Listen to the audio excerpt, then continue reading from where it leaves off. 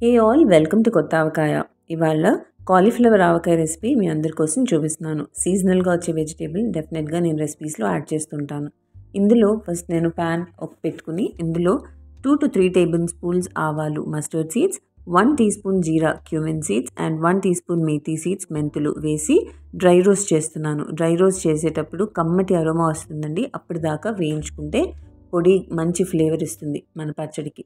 ఇప్పుడు దీన్ని చల్లార్చుకుని మిక్సీ చేసుకోవాలి. మిక్సీ మెత్తగా చేసుకోండి. కంప్లీట్గా మెత్తగా ఉంటే పౌడర్ కరెక్ట్ టెక్స్చర్ వస్తుంది మన ఆవకాయకి. ఇది సైడ్లో పెట్టి నేను తీసుకున్న క్వాంటిటీ ఏంటంటే ఒక మీడియం కాలీఫ్లవర్. ఇది నేను ఫ్లోరెట్స్ సపరేట్ చేసేసుకుని బాగా వాష్ చేసి హాట్ వాటర్లో సాల్ట్ వేసి ఒక 5 minutes పాటు ఉంచుకుని తీసేసాను. ఇది పురుగు ఏదైనా ఉన్నా పోతుంది, అందుకని ఈ ప్రాసెస్. ఇది డ్రైన్ చేసి వాటర్ కంప్లీట్గా పోవాలి, కాలీఫ్లవర్ కంప్లీట్గా డ్రై అయిపోవాలి. అప్పటి వరకు చేసుకోవాలి. ఇందులో నేను ఇందాక మిక్సీ చేసిన పౌడర్ని salt as per the taste and karam as per the taste. Salt and karam ఈ క్వాంటిటీ ఆవకాయ నేను చేస్తున్న దానికి ఒక 3/4 కప్ దాకా యూజ్ చేశాను. 3/4 కప్ సాల్ట్, 3/4 కప్ కారం పట్టింది. మీరు ఒక్కసారిగా వేయకుండా అడ్జస్ట్ చేసుకుంటూ కలుపుకోండి. ఒక్కసారిగా వేస్తే ఎక్కువ తక్కువ అయ్యే ఛాన్స్ ఉంటుంది. ఇప్పుడు ఇది బాగా మిక్స్ చేసుకోవాలి. ఈ కాలీఫ్లవర్ ముక్కలకి ఈ పౌడర్స్ అన్నీ బాగా పట్టే వరకు మిక్స్ చేయండి. మీకు ఇలా చూసినప్పుడు డ్రైగా అనిపించవచ్చు, పౌడర్ సరిపోదేమో అనిపించవచ్చు, కానీ ఇప్పుడే ఏమీ యాడ్ చేయొద్దు. కావాలంటే లాస్ట్లో మళ్ళీ యాడ్ చేయొచ్చు.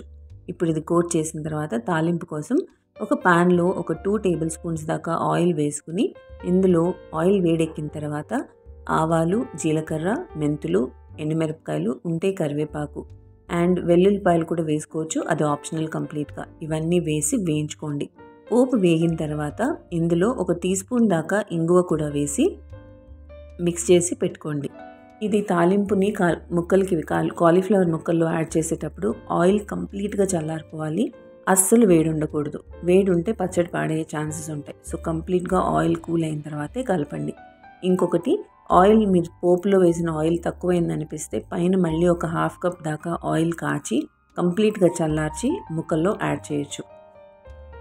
మిక్స్ చేసేసుకున్న తాలింపు పైన నేను టేస్ట్ చూసుకున్నాను. ఇప్పుడు నాకు ఆ ఉప్పు, కారం అండ్ ఆవఘాటు తక్కువైంది అనిపించింది. సో పైన నేను మళ్ళీ కొద్దిగా సాల్ట్, కారం అండ్ ఆవపిండి, విడిగా మిక్సీ చేసిన ఆవపిండి ఒకటి ప్లెయిన్గా, అది కూడా యాడ్ చేసి మిక్స్ చేసుకుంటున్నాను. అంతే, పర్ఫెక్ట్గా వేడి వేడి అన్నంలో తినడానికి కాలీఫ్లవర్ ఆవకాయ రెడీ అయిపోయినట్టే. కానీ ఇందులో లాస్ట్లో ఒక 2 నిమ్మకాయలని స్క్వీజ్ చేసిన జ్యూస్ని యాడ్ చేస్తున్నా. 2 లెమన్స్ నుంచి ఎక్స్ట్రాక్ట్ చేసిన లెమన్ జ్యూస్ కూడా యాడ్ చేసి రెడీ. అంతే అండి.